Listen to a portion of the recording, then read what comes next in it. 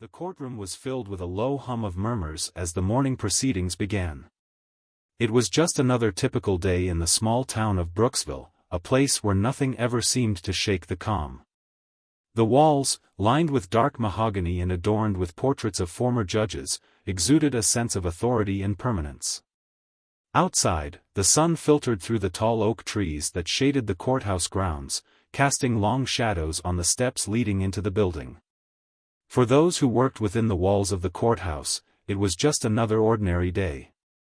But for John Taylor, it was anything but. John had never expected to find himself standing before a judge. A quiet man, a factory worker by trade, his life was simple and predictable. He'd lived in Brooksville for years, working his 9-to-5 job, grabbing a beer at the local pub on Friday nights, and getting by without ever drawing attention to himself. The case he found himself caught in, a trivial dispute over a contract dispute between two businesses, seemed like something that would be handled in a matter of minutes. The fact that he was now waiting in the courtroom felt surreal, as if this whole scene were a dream he would wake up from at any moment. Judge Samuel Hargrave, the man presiding over the court that day, was a familiar figure in Brooksville. His reputation preceded him, a no-nonsense, by-the-book kind of judge. Hargrave had been in the business of law for over 30 years, and during that time, he'd earned a reputation for being tough, almost intimidating, but always fair. His rulings were clear-cut, his demeanor unwavering. People respected him, even feared him, but they knew his decisions were final. In a town like Brooksville, where tradition and structure mattered, Hargrave was the unchallenged authority. As John waited in the cold, hard pew, nervously glancing at the other people in the room, he tried to steady his breath. He was nervous but not terrified. This was a small matter, after all. His lawyer, a local attorney named Dan Rogers, sat beside him, thumbing through papers and offering comforting words. "It'll be fine," Dan reassured him, "we've got all the evidence. You'll walk out of here today with this behind you." John nodded, but the pit in his stomach remained. Suddenly, the doors at the back of the courtroom creaked open, and everyone's attention snapped to the entrance. A man had entered the room. This wasn't someone John recognized, nor was he someone who seemed to belong in this setting. He was tall, with unkempt hair, wearing a long, faded trench coat that seemed out of place in the polished environment of the courtroom. His face was weathered, though young, with an intensity that suggested he had been through much in life.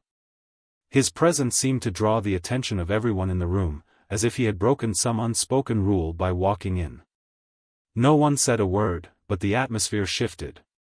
John's eyes narrowed. Who was this person? Why was he walking into the courtroom?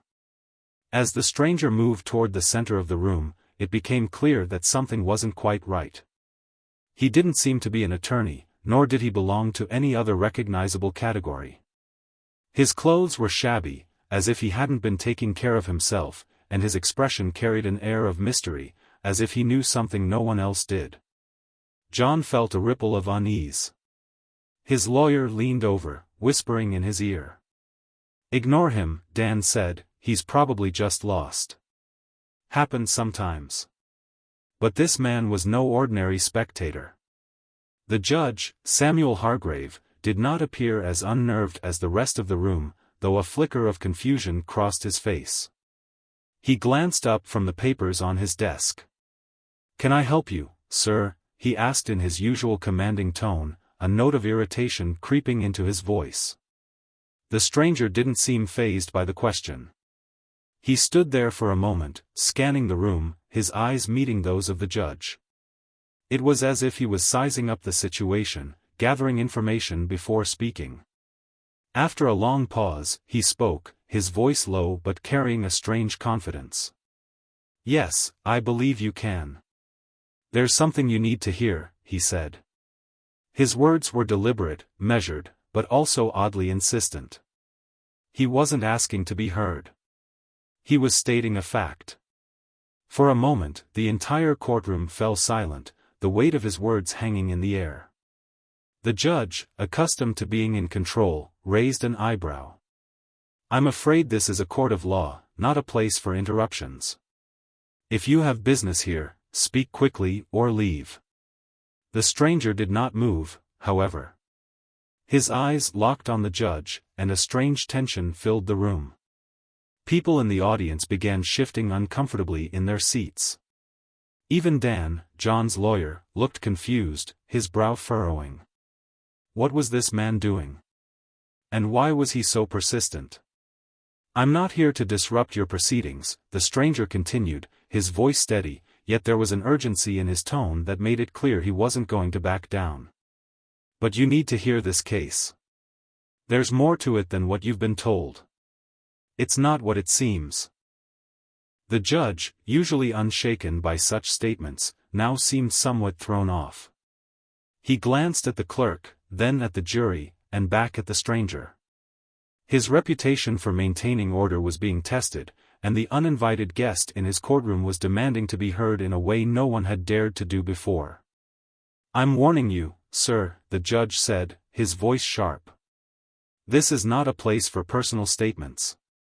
If you have no valid reason for being here, I will have you removed. But the stranger remained calm, unyielding. His eyes never left the judge's, and with a slight tilt of his head, he spoke again, this time with more intensity. You think you know what's happening here, don't you? You think you have all the facts, but there's something you're missing. I'm here to show you what's been hidden from everyone, what's been hidden from you. The room was so still, the tension palpable. Everyone could feel it, as if something huge was about to unfold. Even the judge, in all his experience, was struggling to maintain control of the situation. It wasn't just the stranger's words that unsettled him, it was the certainty in his voice. The fact that this man seemed to know something important, that no one else did. John could feel his heart rate increasing. What was going on? He had no idea who this man was or why he was speaking like this, but he couldn't shake the feeling that this was more than just some random interruption. Something had shifted in the room, and it wasn't going to return to normal. The judge, still visibly taken aback, paused for a moment, clearly considering his options. For a brief moment, the power dynamics of the courtroom seemed to hang in the balance.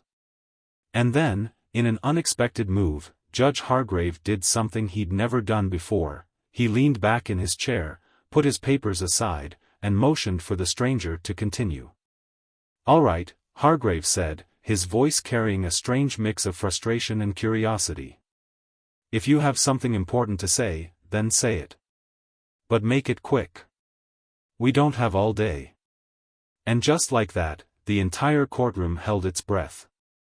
The stranger stepped forward slightly, his eyes still locked with the judge's. You need to hear the truth about the case before you, he began. You think it's a simple business dispute, don't you? That it's just a matter of contract law. But it's not. This case is about something much bigger. The people involved? They're not who they say they are. The truth, Judge, is that this case is far more dangerous than you realize. The words hung in the air, impossible to ignore. Something had changed in that moment, an invisible shift that no one could reverse. It was as if the courtroom itself had transformed, as if this stranger had unlocked a door no one knew existed. John didn't know what to make of it. His head was spinning, and his anxiety had reached a new height.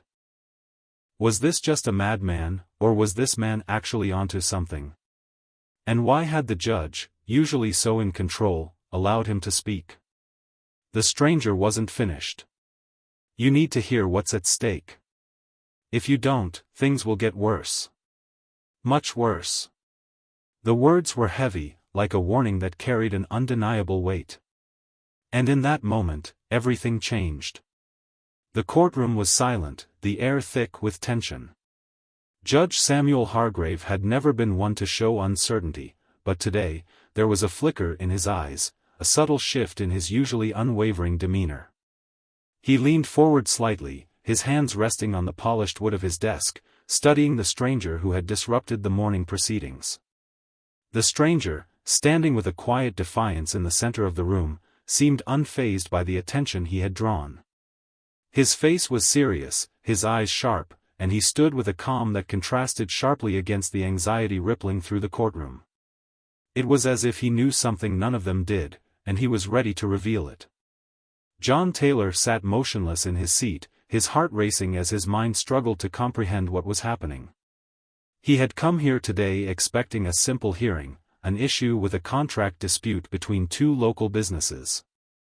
In his world, things like this were usually settled with a few words, a handshake, and an agreement to move on. But now, this stranger had entered the courtroom with such force, such purpose, that it had turned everything upside down. The judge's voice broke the silence. "You've said your piece," Hargrave began, his tone cautious but still authoritative. "Now, I expect you to leave. This is a court of law, not a place for wild claims and distractions." But the stranger didn't move. Instead, he stood tall and firm, as if he had anticipated the judge's response.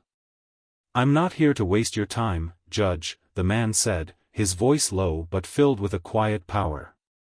"I'm here to show you that there's a much larger game being played. A game that you and everyone in this town have been blind to." The words landed heavily in the room, and a ripple of unease passed through the gathered spectators. John glanced around, his confusion growing. Was this man truly a crackpot, or was there something to his claims? John had no idea, but he couldn't ignore the nagging feeling that told him this wasn't a coincidence. This wasn't just some random person with a wild story. This man had purpose. The stranger took a step forward, his eyes never leaving the judge. "This case you're hearing, it's not what you think it is. You're about to make a decision that could destroy lives, and you don't even know it. You're being manipulated, Judge. The facts you've been given? They're incomplete, distorted. You've been told only part of the story." Judge Hargrave's expression hardened. His patience, usually infinite, was beginning to wear thin. "I suggest you leave now before I call security," he said, his voice stern. But the stranger's words continued to hang in the air like a weight that could not be ignored. "I'm not going anywhere," the stranger said with quiet resolve. "But I will leave you with this: the truth is hidden in plain sight. You've seen it, but you don't know it yet. This case is more than a business dispute. It's the tip of a much larger iceberg. If you dismiss me now, the consequences will be irreversible." The courtroom was in an uproar now. Whispers spread through the audience as people exchanged puzzled glances. Who was this person? Why was he so insistent? And why was he speaking to the judge in such a defiant manner? John, too, was caught between disbelief and curiosity. What could this stranger possibly know that would make the judge reconsider everything he'd already decided? At that moment, Judge Hargrave stood abruptly, slamming his gavel down with an authority that usually silenced even the rowdiest of crowds. "Enough," he barked, his voice booming through the room. "I've had enough of this nonsense. This court will not be held hostage by your delusions." But the stranger did not back down. Instead, he stepped closer to the judge, his eyes never leaving the judge's face. "You don't understand, do you?" he said softly. "You've been playing the game by someone else's rules. You think you're in control, but you're not. You've been manipulated by forces you can't even comprehend." The judge's face twitched, his confidence starting to crack. There was something in the stranger's words that felt strangely truthful. But the judge, trained for decades to maintain control of his court, couldn't let the stranger's words shake him. "This is your final warning," Hargrave said, his voice hardening. "I will have you removed from this courtroom." John, who had been silently watching the exchange, felt a sudden urge to speak. He didn't know why, but he felt like he had to say something. The room was filled with tension, and the stranger's presence was impossible to ignore.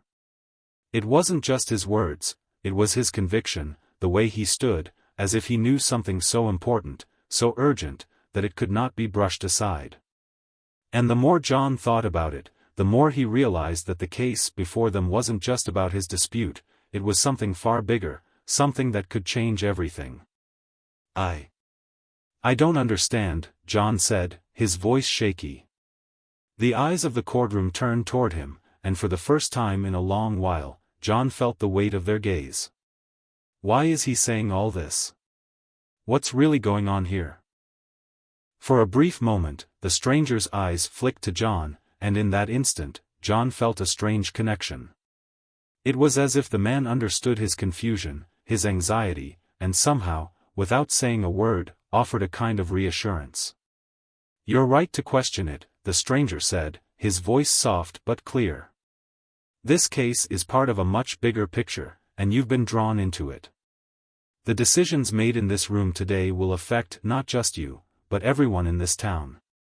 John didn't know what to make of the man's words, but something inside him stirred. He felt an undeniable pull, as if he were standing on the precipice of something monumental. And just as he was about to speak again, the judge's voice cut through the tension. I've had enough of this charade, Hargrave snapped. You've disrupted my court long enough. Security. But before the bailiffs could move, the stranger did something unexpected. With a calm, almost eerie composure, he reached into his coat pocket and pulled out a small, worn envelope. He held it up, his gaze unwavering. You want proof? He asked, his voice steady. Here's your proof. The courtroom fell silent once more, every eye on the envelope in the stranger's hand. The judge hesitated, his stern expression faltering for just a moment. The stranger extended the envelope toward Hargrave, who, despite himself, reached out to take it. It was as though the man's certainty had created a crack in the judge's usually impenetrable armor. Hargrave slowly tore open the envelope, his eyes scanning the papers inside. The room waited, breathless. What was it? What did the stranger have that could possibly be so important? For a long moment, the judge did not speak, his eyes glued to the document in his hands. His face had drained of color, and the stern expression he had worn for years had given way to something much darker. He looked up from the paper, his eyes meeting the stranger's.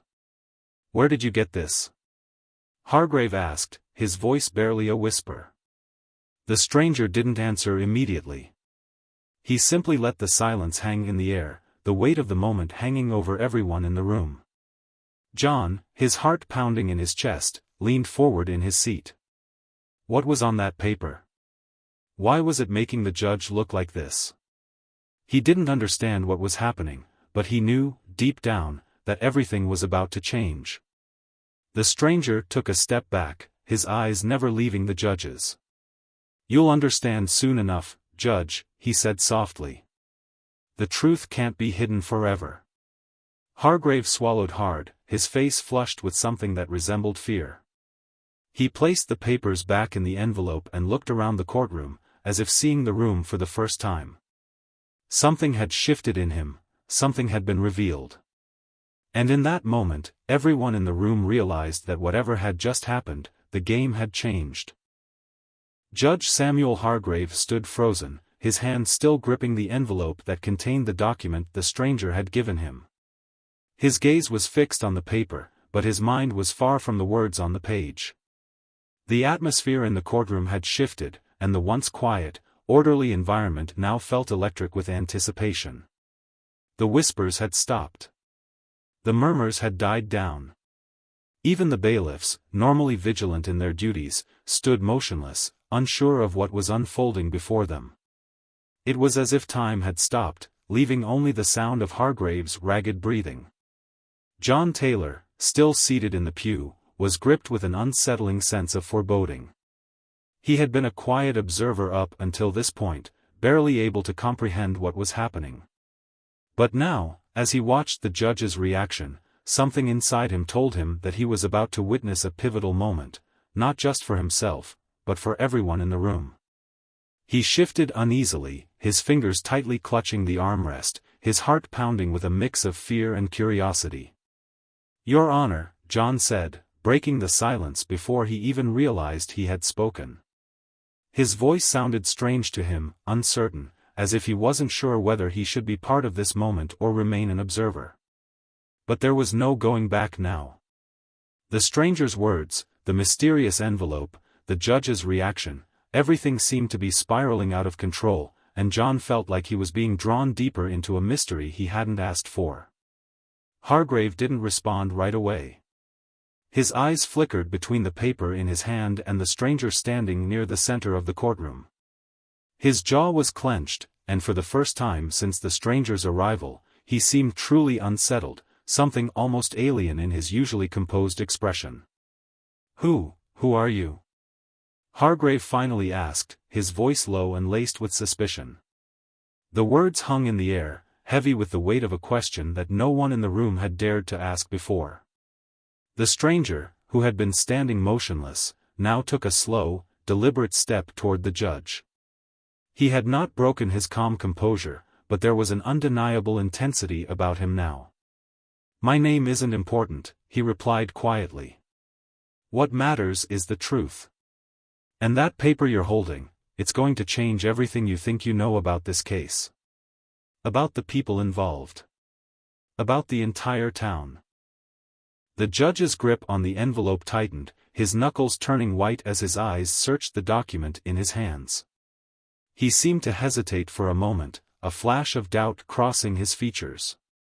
Then, in a decisive movement, he unfolded the paper and began to read.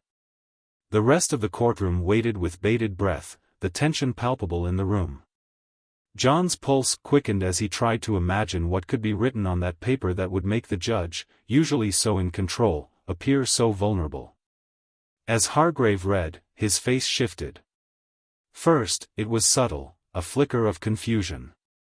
Then, it deepened into something more profound, disbelief. His eyes widened ever so slightly, as if he couldn't quite process what he was seeing. The document seemed to be a report of some kind, detailing information that clearly made the judge uncomfortable. He read, his brow furrowing with each line, his expression growing darker with each passing moment. John leaned forward, his curiosity overtaking his caution. "What's on it?" he asked, his voice barely a whisper. The stranger, who had been watching the judge, turned his attention back to John for a brief moment. There was no judgment in his eyes, no hostility, just an intense focus. "You'll understand soon enough," the stranger replied. "But for now, just watch. It's all about to come to light." Hargrave lowered the paper, his face now pale, his eyes darting around the room as though he were searching for an escape. He took a slow breath, as though steadying himself. This can't be right," he muttered under his breath, mostly to himself. His voice, normally firm and commanding, had cracked. There was a sense of vulnerability in his tone that John had never imagined could exist in the great Judge Hargrave. "I don't understand," Hargrave finally said, his words barely above a whisper. This changes everything. This is impossible." The stranger remained silent, his gaze unwavering, watching the judge with an intensity that seemed almost predatory. The room was utterly still, the weight of the moment hanging like a thick fog. John's mind was racing. What was it? What was written on that paper that had caused the judge, a man who had seen and heard countless cases in his lifetime, to react like this? And why did the stranger seem so certain that everything was about to change? The judge finally seemed to regain his composure, albeit reluctantly. He placed the paper on the desk before him and looked out over the courtroom, his eyes now scanning the faces of the jurors and the audience. There was a pause, a brief moment of silence before Hargrave spoke again. "I can't ignore what I've just read," he said, his voice now strong but tinged with disbelief. "This case, the one you all thought was just a simple contract dispute? It's not that at all. There are hidden motives at play here, things I never saw coming." John's heart skipped a beat. He had no idea what Hargrave was talking about, but the way he said it, the certainty in his voice, it felt like a storm was about to break. The stranger's words were starting to make sense. This wasn't a typical case. This was something far bigger than anyone in this courtroom had realized. Hargrave took a deep breath, seemingly struggling with the decision that lay before him.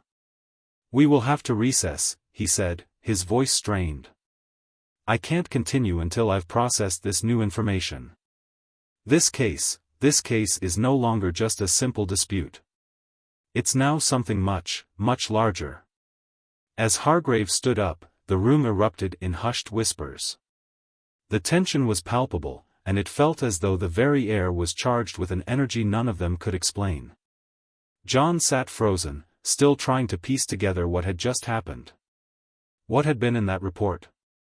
What had the stranger known that no one else did? The stranger, seemingly content with the judge's reaction, began to turn toward the exit. But just before he stepped out of the courtroom, he stopped and turned back to face the judge one last time. "You'll see it soon enough, Judge," he said, his voice low and certain. "The truth can't stay hidden forever. And when it comes to light, you'll understand why it was so important for me to make you hear it today." Hargrave stared after him, his expression unreadable. The courtroom was in chaos, people murmuring to one another, trying to process what had just occurred. But John, still stunned, couldn't tear his eyes away from the judge. The weight of the moment was sinking in, and it was clear now that whatever this case was about, whatever the stranger had uncovered, it had the power to change everything. The judge motioned for the bailiffs to escort everyone out, his mind clearly racing. But John remained seated, unable to move, unable to make sense of the whirlwind that had just unfolded. His life, the case, the town, everything had just been thrown into question. The stranger had come out of nowhere, shaken the foundation of the case, and left them all with more questions than answers. As John stood and walked toward the door, he couldn't shake the feeling that nothing would ever be the same again. The truth, whatever it was, had been uncovered, and the game was about to change in ways none of them could have anticipated. The courthouse doors slammed shut behind him as he stepped into the bright daylight, but the shadow of what had just occurred would follow him for a long time to come. And in his heart, John knew one thing for certain: his life was no longer in his control. It had been taken by forces much greater than he could understand. And the storm that had just begun was one he could never have predicted. The days following the incident in the courtroom were strange, almost surreal. The events had left an indelible mark on everyone involved, but for John Taylor, they had set off a chain reaction that was impossible to ignore. It felt as though the ground beneath him had shifted, and he was now walking on unstable terrain, unsure of what was real and what had been distorted. The entire town seemed different somehow. The usual rhythms of daily life, people going about their business, the hum of conversations, the quiet routine of the courthouse, felt alien now. There was a sense of urgency in the air, a quiet tension that John couldn't shake. Everywhere he went, people were talking about the stranger and the judge's strange reaction. Whispers filled the cafes, the streets, and even the local grocery store. But no one knew anything for certain.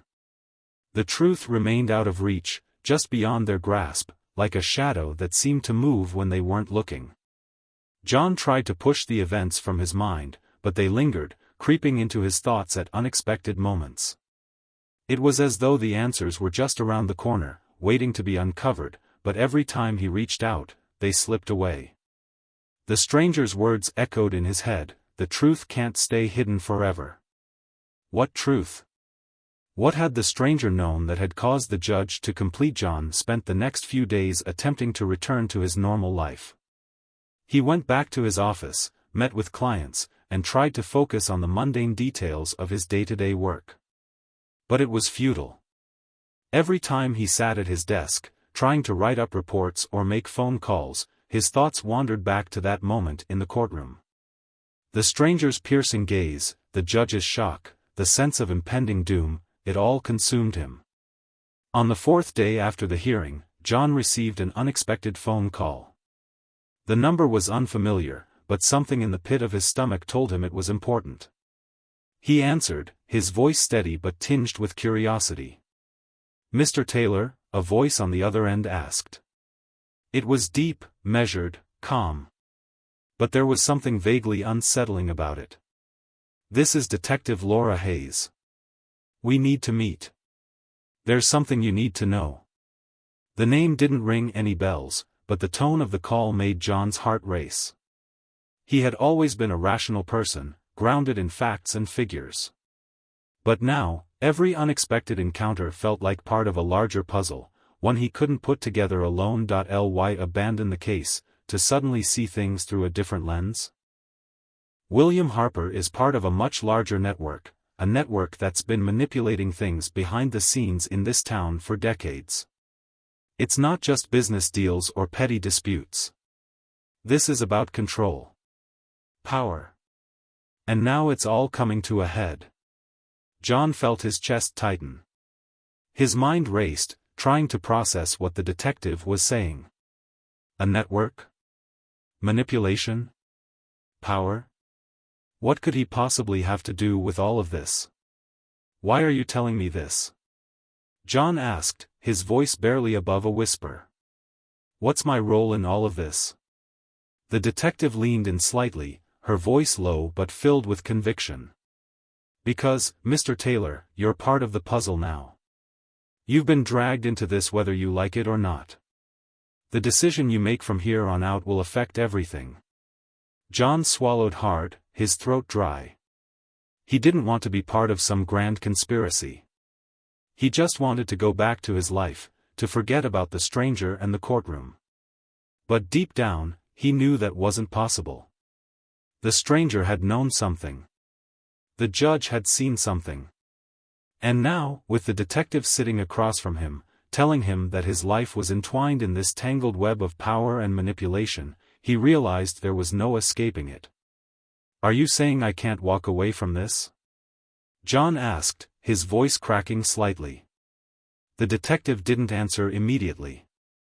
Instead, she slid a folder across the table to him.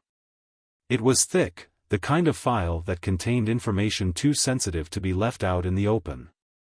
John hesitated for a moment, but then, driven by a mixture of fear and curiosity, he opened the folder. Inside were photographs. Newspaper clippings. Documents. All of it tied together in a way that sent a chill down his spine. The photographs showed the stranger, William Harper, at various locations around town over the past several years. Some were taken in the courthouse. Others were from business meetings. And others still, from late-night gatherings in empty warehouses. It wasn't just about one case or one dispute, it was about everything. "What is all this?" John asked, his voice thick with disbelief. "It's the truth," the detective said quietly. "The truth about what's really been going on in this town. Harper isn't just a disruptor. He's part of a long-standing plan to take control of everything, from the local businesses to the political structure. And now that the pieces are falling into place, he's making his move." John closed the folder, his mind spinning. He felt sick to his stomach, the weight of the information threatening to crush him. He had come to this diner expecting answers, but all he had received was more questions, questions that were too dangerous to ask and too important to ignore. "You've been asking the right questions, John," the detective said, as though reading his mind. "But now you need to decide if you're going to be part of the solution, or part of the problem." The words hung in the air, heavy and final. John felt the weight of the decision pressing down on him. The path he was about to take would change everything. The weight of the decision pressed heavily on John's chest. He sat in the booth, staring at the folder, the photographs, the evidence that was now undeniably tying him into a larger, sinister plot. It wasn't just about the strange man who had interrupted the courtroom. It wasn't just about the judge's reaction. No, it was much bigger than that. The town he had known all his life, the simple life he had taken for granted, was at the center of something far more dangerous than he had ever imagined. There was a network of influence, manipulation, and control that had been quietly running in the background for years, and John had unwittingly stepped into its path. The detective's words echoed in his mind, relentless. "You need to decide if you're going to be part of the solution, or part of the problem? John didn't know what to think. His instincts told him to walk away, to ignore the folder, to go back to his life as a lawyer in this small town where everyone knew everyone's business.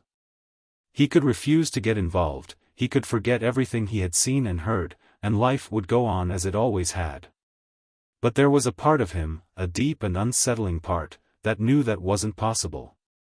Once the truth had been laid bare, it couldn't simply be erased from his mind. He couldn't unsee the images in the folder, couldn't ignore the power that had been quietly shaping the town's future for years. He couldn't ignore the man in the courtroom who had known exactly how to shake the judge, to unravel the fabric of a case that had seemed straightforward. There was more to it, and John knew now that he couldn't look away. He turned the folder over in his hands, staring at the photographs once again. The images of William Harper weren't just shots of a man in various locations, they were pieces of a puzzle, a carefully constructed narrative. John flipped through them one by one, trying to make sense of it all. There were photos of Harper at meetings with business owners, photos that seemed innocuous at first, but then John noticed something: he was never alone. There was always someone else in the background. A shadowy figure who was often present but never noticed. The same figure appeared in the courtroom footage, lurking in the background, waiting. Watching. John's mind raced. Who was this figure? What was their role in all of this? He looked up at the detective. "Who is that?" he asked, pointing to the shadowy figure in the photograph. Detective Hayes leaned forward, her expression serious. "That's Thomas Keegan," she said, her voice soft but grim. "He's the one pulling the strings. Harper's just the front man. Keegan's the real mastermind behind everything. He's been running the town for years, using a network of connections and influence to control everything from the economy to the local government. Harper's just his puppet." John's blood ran cold. He had heard of Keegan before, but only in passing, as a name whispered in the halls of business meetings, a shadowy figure in the background of local politics. Everyone knew he was wealthy and influential, but no one had ever suspected that he was the one orchestrating things from behind the scenes. It was always assumed that the local government was run by the elected officials, by people like the mayor and the council members. But what if that was all an illusion? What if the decisions were being made by someone else entirely? "How do you know all this?" John asked, his voice barely above a whisper. Hayes hesitated for a moment, her eyes flickering as if weighing her words.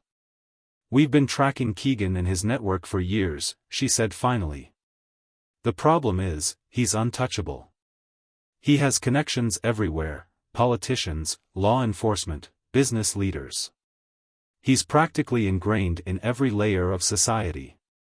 Getting close to him is nearly impossible without raising alarms. But we've managed to gather some key information. Enough to know that he's been involved in every major development in this town for the last decade. Every contract, every piece of land bought and sold, every zoning law passed, it all traces back to him." John absorbed her words, his mind whirring with the implications. The town he had always known, the place he had grown up in, was nothing like he had thought. It wasn't just a sleepy little town with friendly neighbors and familiar faces. It was a place built on manipulation, control, and hidden agendas. And John, whether he liked it or not, had just become a part of that. He looked back at the folder, at the photos, at the documents detailing the scope of Keegan's influence. This wasn't just about business dealings or political power, it was about control over people's lives. Keegan didn't just want wealth. He wanted power, and he was willing to go to any lengths to maintain it. Harper, the stranger in the courtroom, was simply a pawn in his game. John felt a deep, burning anger rising in his chest. The thought of someone controlling everything, manipulating the people he cared about, made his blood boil. But there was a darker realization creeping in: what if I'm already too deep? What if I'm already part of the game? The detective's voice cut through his thoughts. "You're asking the right questions, but now it's time to make a choice," she said, her tone resolute. "You've seen the truth. You've seen the connections, the evidence. You know what Keegan and Harper are capable of. The question is, where do you stand in all of this?" John's mind reeled. There was so much he didn't know, so much he couldn't possibly understand in such a short time. But what he did understand was that there were two paths in front of him, the path of silence and complicity, where he could walk away, deny everything, and pretend nothing had changed. Or the path of action, where he would have to fight back, to stand up to the people who had been pulling the strings for far too long, even if it meant putting himself in danger. And there was no easy choice. The more he thought about it, the more he realized that the first option, staying quiet, was no longer an option. The truth was out, and once the truth was known, it couldn't be ignored. It had already changed him. And it had already changed everything. "I don't know what I can do," John said, his voice shaking with the weight of the realization. "I'm just one man. What can I do against someone like Keegan?" The detective leaned back, studying him carefully. "You may be just one man, but you're not alone," she said.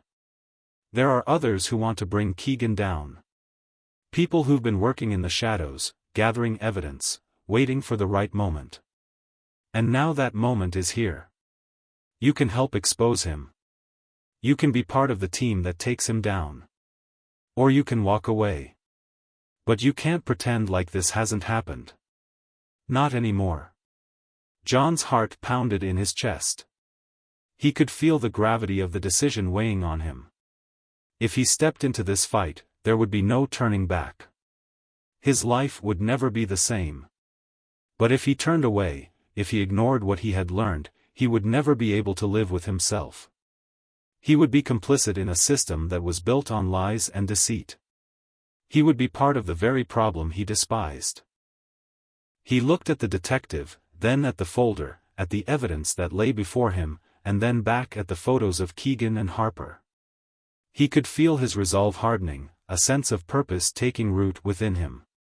He wasn't just going to sit back and let this happen. He couldn't. He had to act. "I'll do it," John said, his voice steady, the decision made. "I'll help take him down." The detective nodded, a glint of approval in her eyes. "Good," she said. "It's going to be a long road, but together, we'll make sure Keegan's reign of power comes to an end. And when we do, this town will be free." John stood up, his mind buzzing with the enormity of what he had just agreed to. The weight of the decision had just become real, and the path he had chosen was fraught with danger and uncertainty. But in that moment, he knew there was no turning back. The game had changed, and he was no longer just a bystander. He was in the thick of it now, and the only way forward was through the storm. The days that followed felt like a blur to John. He had made the choice, but now came the hard part, the long, uncertain path ahead. The sense of urgency was suffocating, and the weight of what he had just agreed to was starting to sink in. He couldn't shake the image of the photographs, the quiet conspiracy that had been swirling beneath the surface of his town for years. He was in too deep now. There was no turning back, but each step forward was filled with danger and uncertainty. The detective, Laura Hayes, had given him a few leads. A few names. A few places to check. But it wasn't enough. He was just a lawyer, not a detective, and he felt completely out of his depth. The pieces of the puzzle were scattered in front of him, but they didn't quite fit together yet. He needed to know more about Thomas Keegan, the man pulling the strings in this small town. He needed to understand the full extent of the network Keegan had built. And most of all, he needed to understand why they had come for him. Why they had dragged him into this mess. But even with everything swirling in his mind, John knew one thing: he couldn't do this alone. The detective had offered him a chance to be part of something bigger, to help take down Keegan and his network, but the truth was, he wasn't sure he could trust anyone. The world had just turned upside down for him. He couldn't afford to make mistakes, and trusting the wrong person could mean the end of everything. John's first course of action was to go through the information he had been given, the folder filled with photographs and documents. It was late at night when he finally spread everything out on his kitchen table, the dim light from a single lamp casting long shadows across the room. The photographs were the same ones he had seen before, of William Harper at various meetings, but now they felt different. There were subtle clues in each one, things he hadn't noticed the first time, gestures, handshakes, body language that didn't quite sit right. Every time he looked at a new photo, the mystery grew more complex. There was something about these men, about the way they operated, that was like a silent game of chess. Every move was calculated, every player was in place. John spent hours poring over the documents, his eyes straining as he read through detailed reports of business transactions, land deals, and city council votes. Everything seemed so perfectly orchestrated. Every deal had been planned, every law had been manipulated, every person had been positioned exactly where they needed to be. And then, there it was, a single name that stood out above the rest. He didn't recognize it at first, but after reading through several pages of records, the name kept cropping up. Martin Glover. John's heart skipped a beat when he saw it again. Martin Glover. The name was familiar, but he couldn't place it. He had never worked with anyone named Martin Glover in his law practice. But then, as he stared at the name, something clicked. Glover was one of the council members in the town. A respected figure, always seen as a man of integrity, someone people trusted. But now, with the knowledge John had just uncovered, he realized Glover was far more than that. Glover had been working with Keegan, a key player in his operation. He had helped pass zoning laws, pushed for certain business deals, and provided political cover for Keegan's most questionable moves. It was all part of the plan. The manipulation of the town wasn't just economic, it was political, too. Every part of the system had been corrupted.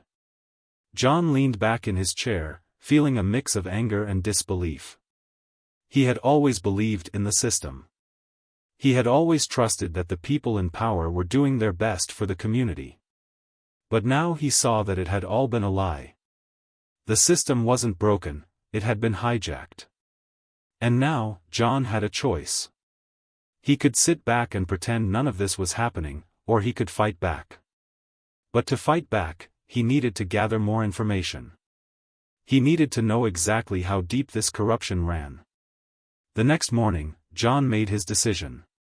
He couldn't stay passive. He had to find out everything about Martin Glover and his connections to Thomas Keegan.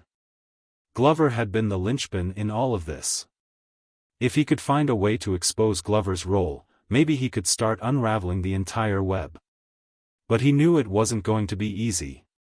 Glover was a respected figure, someone who was above suspicion. John would have to be careful. He couldn't afford to make any missteps. John reached out to a few old contacts he trusted. He made discreet inquiries about Martin Glover's activities, trying to dig up anything that might be useful. The more he asked, the more he realized how far-reaching the corruption went. Glover wasn't just involved in local politics, he had connections in the state government, too. He had influence over business deals and public works projects, and anyone who opposed him was swiftly silenced, either through subtle means or through outright intimidation. It was a well-oiled machine, and Martin Glover was its operator. He was the one who made sure Keegan's network continued to thrive. As John dug deeper, he began to uncover more unsettling information. Glover wasn't just involved in illegal land deals or manipulating elections. He had also been involved in a string of shady financial transactions, moving large sums of money through offshore accounts and using his political influence to secure government contracts for Keegan's businesses. It was a scheme that had been going on for years, and it was all designed to funnel money into Keegan's hands while keeping the town's residents in the dark. The more John uncovered, the more he realized just how vast and insidious the operation was.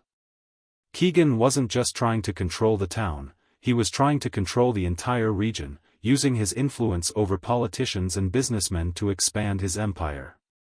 But as John's investigation continued, he began to feel the heat. His calls started to be monitored, and his movements began to feel watched.